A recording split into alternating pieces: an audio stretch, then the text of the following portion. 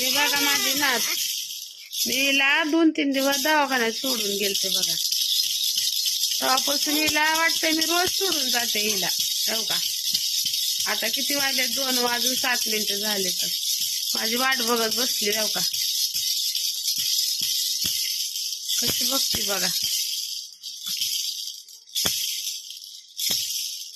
आजी आली का पिलूची? आजी कुठे आहे माझी आजी? हो का, तोंड कशी करते.